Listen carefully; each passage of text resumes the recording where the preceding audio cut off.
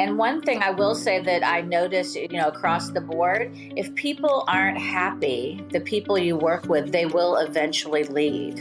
And I think one of the things that Tom and I can say after many years is that we both have very little turnover, especially your key employees. You can be a giant corporation and blow through employees and you might still make profit, but after a while, the tables turn. Hello, my name is Soyini Koch, and I want us to take a journey together. There's a movement in business.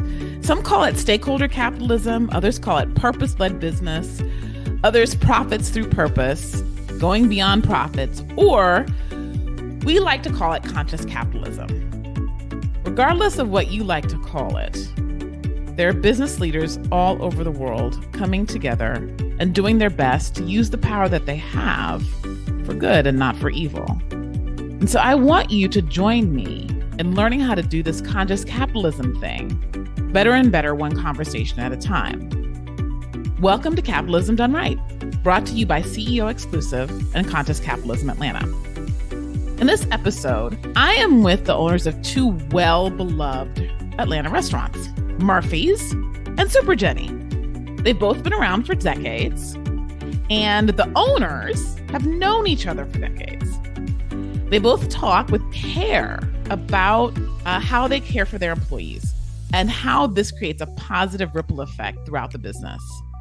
Then there's a really important point that comes up in the interview when I ask them about the financial impact of leading from conscious business principles. I want you to listen for it, and then I'll share my thoughts with you on the back end. Good morning, everyone, and welcome to Capitalism Done Right, brought to you by CEO Exclusive and the Atlanta chapter of Conscious Capitalism. I'm really delighted to have with me today Tom Murphy, owner of Murphy's, and Jenny Levison, owner of Super Jenny, two very, very well-known brands and restaurants here in the Atlanta area. And I can't gush enough, both fabulous places. I really admired your work long before I had the distinct pleasure and honor of meeting both of you. And so, it's so amazing to like see the humans behind the things and the places where I've been that have been very meaningful for me. So I'd love for you both to start by sharing with our listeners, who are more often than not business owners like you, how conscious capitalism has come into your life and why you think it's important for your business. Jenny, why don't you go ahead and start us off? Good morning. Well, for me, I think I was practicing conscious capitalism before I knew the name for it. I came into the restaurant business sort of as a second career after an acting career early on. And I had always been a people person and someone who loved to entertain and serve and all those tenets of hospitality. And I just, everything about the restaurant business and hospitality is sort of what drew me to it. But I knew I was a people person. And as I started as a very, very small and young company, I think that, my purpose without even thinking about it was, who can I draw into work with on a daily basis and take care of them. And from taking care of them, that in turn, goes outward to our guests and customers and then to the community. So I think I was, practicing what we're talking about here today before I had a name for it. And what about you, Tom? Like Jenny, I think very much a hospitalitarian from the get-go. I was raised in a very strong Irish Catholic family here in the South that came south with Coca-Cola in the early 60s. And we were an unusual family of six. We used to house unwed mothers in the 60s and when Cuban refugee families in the 60s and 70s. So there was a lot of people at our table every night and a lot of diversity at our table. And so when it was time to go off to college, I was at Georgia State and we had to do a class project of opening a business. And I thought I'd do a neighborhood delicatessen, which was very much the theme of great cornerstones of of, hospitality in New York City, whether it be Jewish, German, Polish, Italian, whatever. They were sort of the pantries of people's neighborhoods, of their homes, and that's where you would go. And so I did it on that, and I'm still trying to make an A in that class. But it was based upon being part of community, and so I think that tenant has of the four tenants of many rely on that that individualistic part of serving is holistic for yourself, but it also serves the community at large. Hmm. Thanks. And we call that when you embrace the tenants without having language for them, we call that being an conscious capitalist. Correct. Well, I'm still learning the unconscious to conscious every day. Yeah, very good. So tell us about how you have come to know each other, and what your relationship between Murphy's and Super Jenny. What's the genesis of your relationship with each other? Shall I start, Jenny? Please start. Yeah. Well, being that I had started Murphy's prior to Jenny starting Super Jenny, as a person seeking other successful operators, I'm always looking, and I had been told about this very spirited lady who was doing pop-up soup events at a friend of mine's restaurant, and I love soup, and so I mean, great restaurateurs will tell you, it takes a lot to make a great soup. That's sort of a foundation, stocks and soups. And so I went and visited, and it was amazing. All these people standing in line at this little pop-up, and here was this gal who was literally performing and serving food. I mean, I can't even do either. I mean, I just sort of, I have to hire people, and she's like the whole act all in one.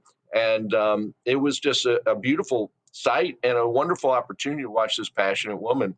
And so I just said, hey, this is somebody to know. And that's, I think, how a lot of operators who are successful in the business over time, they develop core relationships with people they respect. Hmm. And it's interesting because one of the tenets as stakeholder is having, this broad stakeholder approach to running your business. And for me, this is just such a perfect example of that.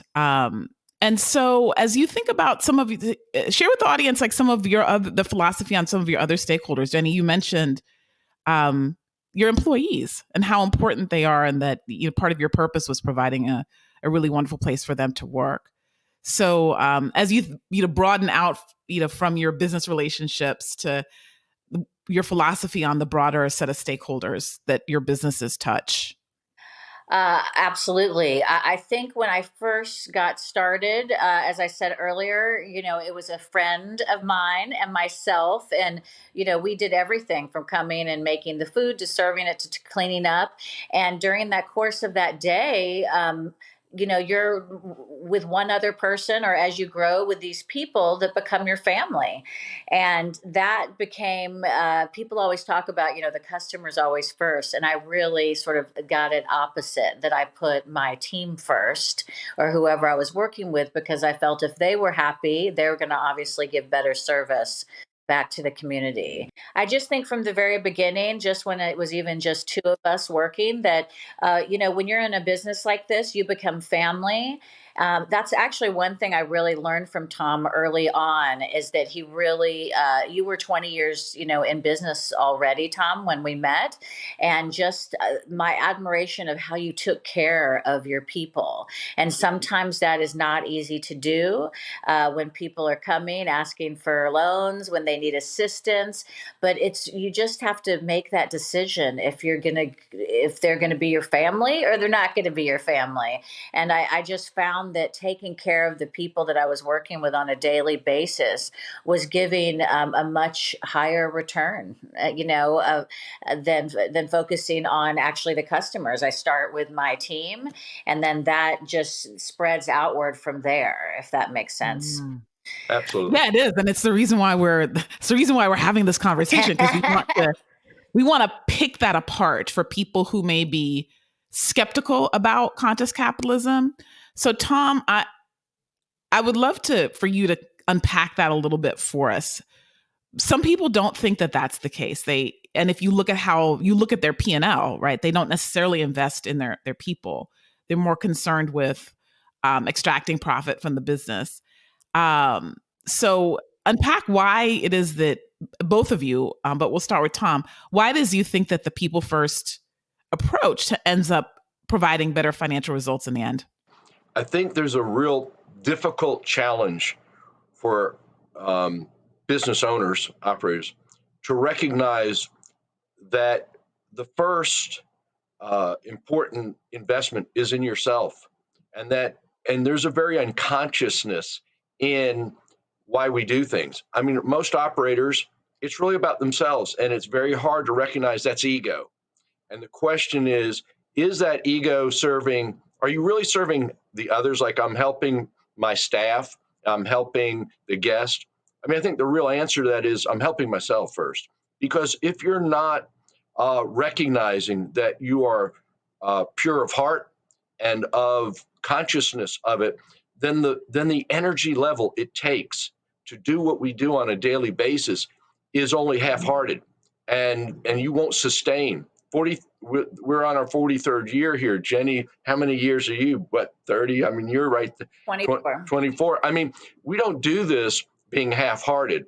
And so I don't think if you're not conscious that I am doing this for me, and just like I think all basic tenets is that you have to understand that sole purpose. Once you define why you do it for yourself, then you're able to look at then the team you build around you for their purpose. And if it's symbiotic, in that symbiosis comes the reason why you give to them, because they're feeding it back to you. And then that culture starts feeding its community above and beyond.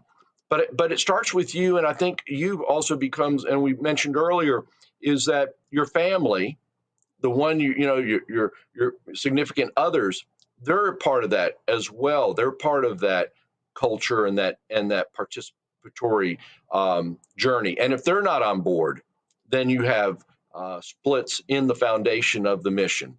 And so it takes a lot to understand that purpose for on all parties, and all parties come for different reasons. But if you can get them to the same page, that's how the end of the day, the stockholder, the people that are committed, that's where the performance comes for them.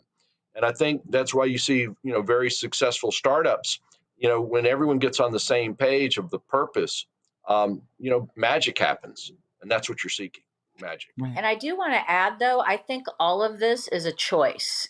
And there are plenty of businesses that look only at the profit that are also going to survive and maybe succeed. But it starts to come down to who you want to be as a human in your life and looking at the bigger picture. And if you're someone who wants to be part of a family or a business that cares and has culture and cares about a bigger picture than just the dollars, those are all choices. And that's I'm sure I could be making more money than I'm making now, but my decision is I want to take care of my people. That is what it comes down to. I want to take care, be part of my community, and to leave this world just like a tiny bit better. Those are all choices that every one of us gets to make.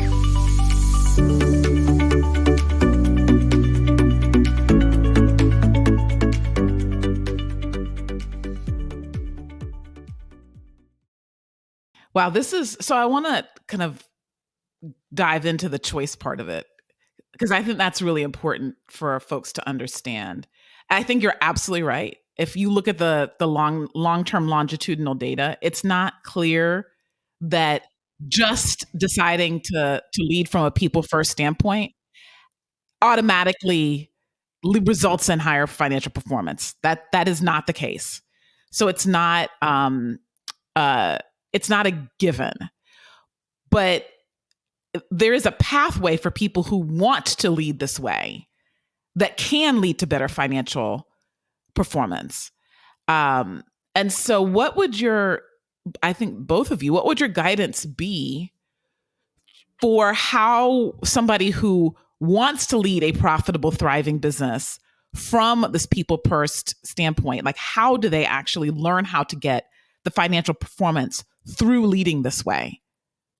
from a choice perspective, I think it comes down to semantics.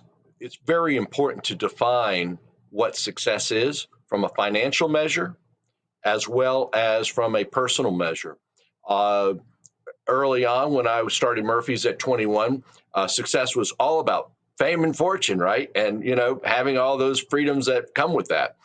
From my wife's perspective, it was family, and so we early on had to make choice of what it does success look for both of us. Well, one would be that I would have the freedom to run a restaurant, to make sure it provided the income necessary to live in a certain standard of living and an opportunity to um, be that community member that was long standing. And for her was that I would be home to see our kids grow up. And so our agreement was I could have one mistress called Murphy's Restaurant until our all our kids went off to college. And once my daughter, our youngest of three, went to college, I was able to open second and third operations, and that was a real learning lesson. We can talk later about that, but that was definitely a definition of success that it was important for both of us, choice, and were we on the same page of what success looked like. Mm. What about you, Jenny? How do you, for people who say, yeah, I want to lead this way, but I need to perform financially. What would your guidance be about how to use this way of leading and running your business to generate better financial results? Well, for me, I think a big piece is to know what I wasn't good at, and to find the people that were good at it to help. So I knew my strong point was people and creating culture and creating of recipes and the artistic piece.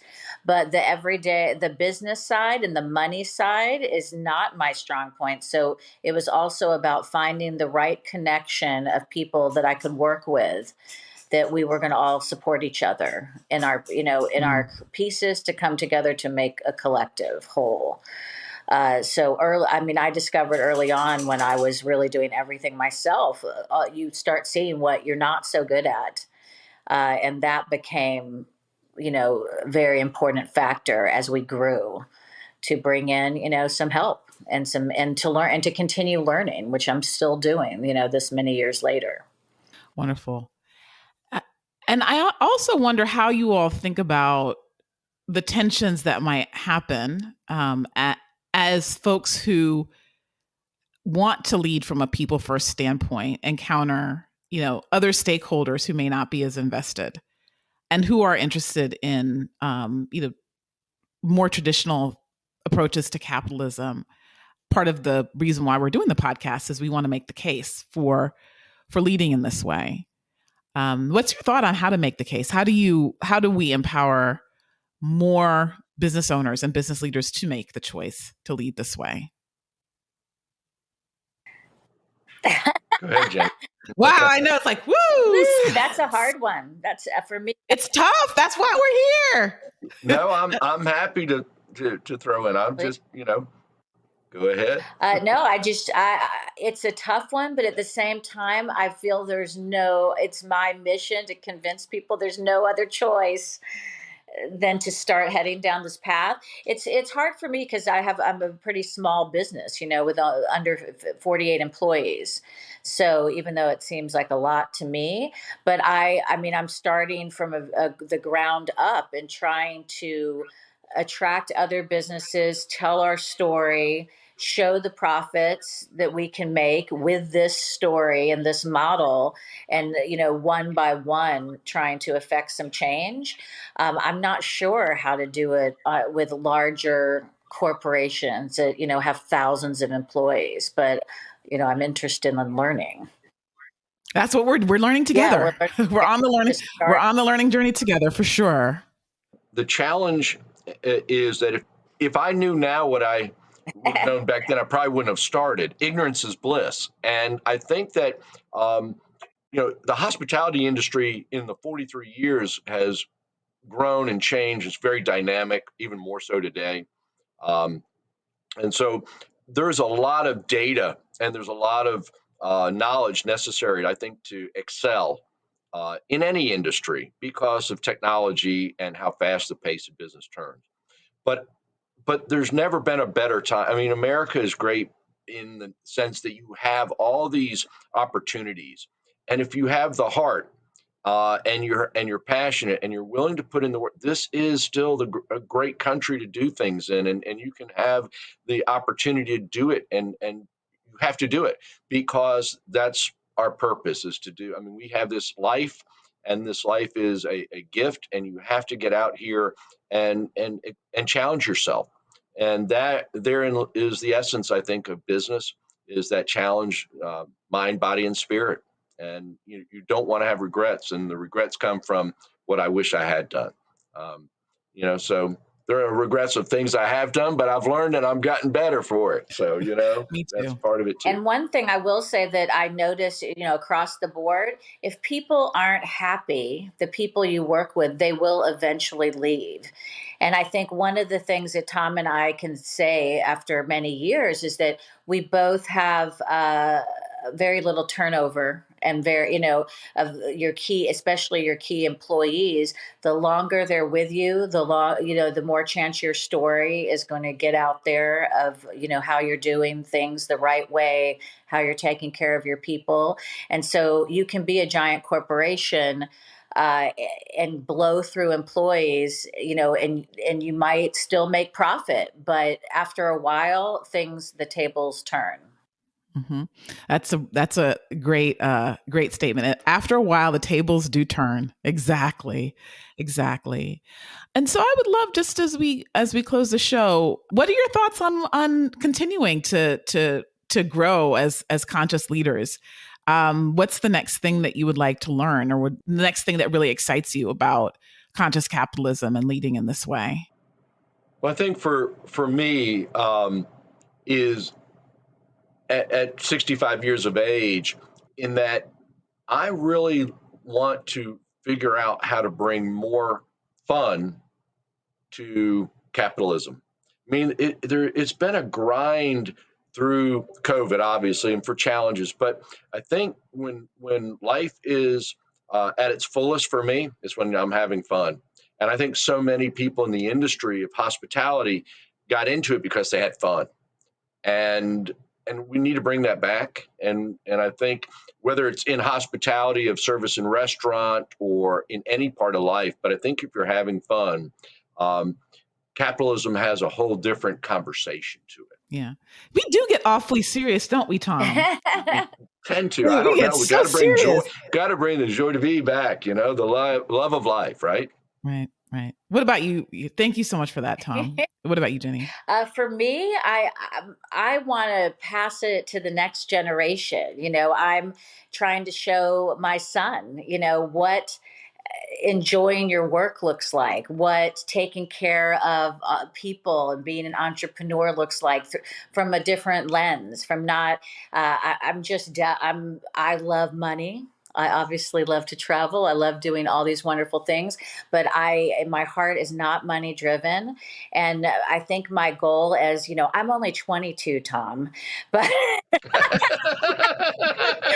uh, my goal now is to, really try to teach my staff and the people that I work with, like what are the possibilities about looking through life through this lens, looking at life this way. And sometimes they probably think I'm an eccentric, crazy person. But it all comes back around to like, wow, like we did make money, we worked hard today, but we also had fun. And so that is my goal every day now, of just sort of passing that torch and teaching the next generation, what is possible. That's funny you bring that next generation because you and I have talked about that. I have three children, and my dad was a corporate business person for years, and so he was proud that his son had a business, and he loved the fact that it was called Murphy's. I've learned that's a challenge in and of itself, having your name on the door every day. But I thought after all these years, like Jenny having her name on the door, that having 3 children and 43 years of business, that certainly one of them would want my business, right? And all the hard, heavy lifting had been done. But I also taught them to love what they do. And if they did, they wouldn't work a day in their life. So when it came time to say, okay, which one wants to take over the business? They all 3 said, Dad, remember that conversation of love what you do? Well, none of us we like eating at Murphy's, but we don't love working at Murphy's. So That's funny. All businesses have their own life, and you do seek that next generation to step up. But it is choice, and the universe then has to step in, and preparation for opportunity takes over. Wow. Well, thank you both for a great conversation. And I actually have had fun. So we can check the fun box for today. Excellent. And listeners, we've been talking with Tom Murphy, owner of Murphy's, and Jenny Levison, owner of Super Jenny, 2 great restaurants and great brands here in the Atlanta area. You've been listening to Capitalism Done Right, brought to you by CEO Exclusive and the Atlanta chapter of Conscious Capitalism. Thanks. Thank you. Thank you. Thanks, guys. Love you. Love you, Jenny. Hey, thanks for listening. I know you're super, super busy. So let's talk about what we can learn together from this discussion with Tom and Jenny that will make the investment of your time worthwhile. Okay, at the head of the interview, I mentioned that there was something really important that came up in the interview that I wanted you to listen for. What was it? It was that Jenny said being a conscious leader and putting people first is a choice. Then she went on to say that she could have made more money in the business over the years. Y'all, when I heard her say this, my heart sank.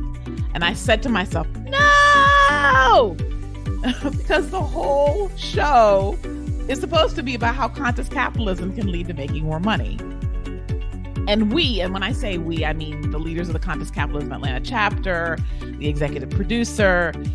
We want to take the focus on conscious capitalism off of the do-gooderism and put the emphasis on the fact that this way of leading business is an economic driver. But, Jenny is telling the truth. And my sincere hope is to always be able to recognize and tell the truth when I see it. So the truth is that putting people first is a choice. And especially now for early adopters of conscious capitalism, a lot of people first, purpose first leaders are going on faith about the economic returns. Please note here that she did say that she has higher employee retention because she leads this way, which definitely is an economic driver. Also, please note the silence when I asked about how to get people, leaders, to make this choice. Why did everybody get quiet? Because this is really hard. And leading from people first is really hard, and everybody out there knows it. So if you want some help making the tough choice to lead from a people first, purpose first leadership style, and then wait patiently for improved financial performance, guess what? There are a whole bunch of other business leaders that are trying to do this too. So take a look at the Conscious Capitalism website, subscribe to our newsletter, and come join us at an event. Because we want, and I want, every CEO, business owner, and business leader running their business this way. And of course, please rate and review the episode on iTunes or wherever you're listening from. Get a friend or colleague to listen to it too. Reach out to me on LinkedIn. I'm very interested in your feedback always. And of course, this wraps up our time together on Capitalism Done Right, brought to you by CEO Exclusive and Conscious Capitalism Atlanta. Until next time, go out and do something great, amazing, transformative, and very, very good in the world with your business. Oh, and by the way, if you're still listening, and you didn't just turn off the podcast and go on to the next thing, I'll take a moment to cram in one more comment on Tom's point about having fun. I didn't want to drone on too long in my closing commentary, but this thing about having fun is really, really important because it's a real value. And oh boy, are we serious in business and at work. My goodness. Did you hear how serious I got when I was talking about making a choice? Oh my God, Soyini, lighten up, right? And I have a strong intuition that if we made 9 to 5 more fun, then the money would just matter a whole lot less, which is kind of what Tom was saying, right? Business owners, CEOs, leaders, you, me, we're focused on profit, because we really aren't enjoying our work or our business life enough. Really? So, because I feel like if we had more fun, like we would focus a lot less on the money. And I think you get that. So, in addition to doing something good with your business, I hope you have some fun at work this week too. Bye till next time.